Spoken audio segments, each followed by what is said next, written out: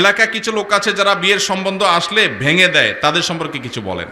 খুব দরকারি একটা প্রশ্ন ভাই, খুব দরকারি একটা প্রশ্ন।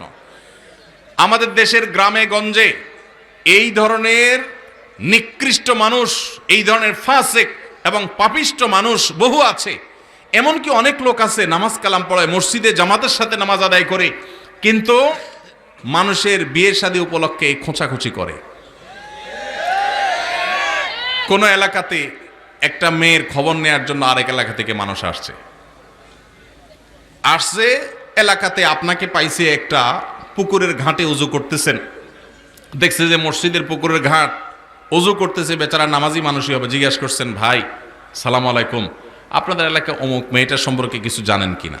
আপনি চিন্তা করছেন, আরে তো আপনার শত্রুর মেয়ে, আপনার সাথে তার আইল ঠেলাঠেলি আছে। এই চান্সে আপনি শত্রুতা উদ্ধার করার জন্য বলছেন, ভাই আল্লাহ বাঁচাইছে, আপনি আমার কাছে আসছেন ভাই। এই বইলা যে আপনি একটা শয়তানি শুরু করে দিলেন, আস্ত ডাহা ডাহা মিথ্যা কথা বলে ওই বিয়েটা ভাঙে দিলেন।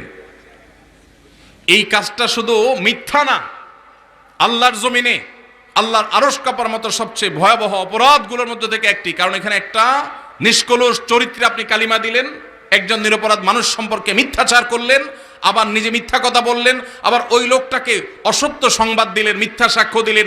অনেকগুলো কবিরা গুনার সমাহার এখানে আছে। একটা কবিরা গুনাহ নয়, অনেকগুলো কবিরা গুনাহ একযোগে হচ্ছে, আপনি টেরও পাচ্ছেন না। জাহান্নামে যাওয়ার জন্য বেশি কিছু দরকার হবে না ভাই। আবার দেখা যায় নিজের পক্ষের লোক সম্পর্কে যদি জিজ্ঞাসা করে, ভাই অমুক ছেলেটা সম্পর্কে কি জানেন? ছেলেটা আপনার বোনের ছেলে, বাইগনা, আপনার কাছেই আসছে। আপনি চিন্তা করলেন, হায় হায় আল্লাহ বাঁচাইছে যে আরেকজনের কাছে যায় নাই। আপনি বলতেছেন, ভাই আমাদের এই গ্রামে যদি একটা ফেরেশতার মতো ছেলে থাকে তো এই ছেলে আছে ভাই, একের ছেলে একের। এই ক্ষেত্রেও আপনি ওই মেয়েওয়ালাদেরকে, মেয়ে পক্ষকে মিথ্যা তথ্য দিয়ে তাদেরকে ক্ষতিগ্রস্ত করলেন, বিভ্রান্ত করলেন, মিথ্যা সাক্ষ্য দিলেন। এক্ষেত্রেও আপনি অপরাধী। তাহলে কি করবেন? যতটুকু সত্য ততটুকু বলবেন।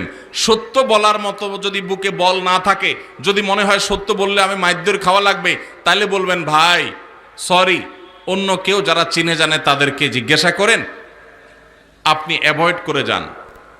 কিন্তু বলতে যখন যাবেন তখন আপনাকে সত্য বলতে হবে।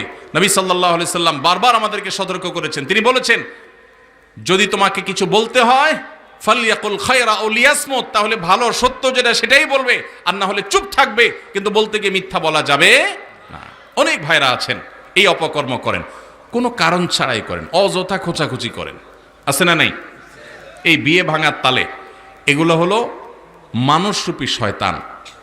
আপনি যদি আস্ত মানুষের সুরতে শয়তান দেখতে চান, এইরকম বিয়ে ভাঙাভাঙির কাজ যারা করে এরা হলো সে মানুষরূপী শয়তান। কেন বলেছি জানেন? কারণ ইবলিস শয়তান সবচেয়ে বেশি খুশি হয় একটা সংসার ভেঙে দিলে। একটা সংসার ভেঙে দিলে শয়তান সবচেয়ে বেশি খুশি হয়, অন্য কোনো কাজে শয়তান এত খুশি হয় না। আর এই লোকটা একটা বিয়ে হতে যাচ্ছিল, মিথ্যা কথা বলে ভেঙে দিয়েছে, অথবা অজাগা বিয়ের ব্যবস্থা করে দিয়েছে মিথ্যা তথ্য দিয়ে। এই লোকটা শয়তানের সে কাজটা করেছে।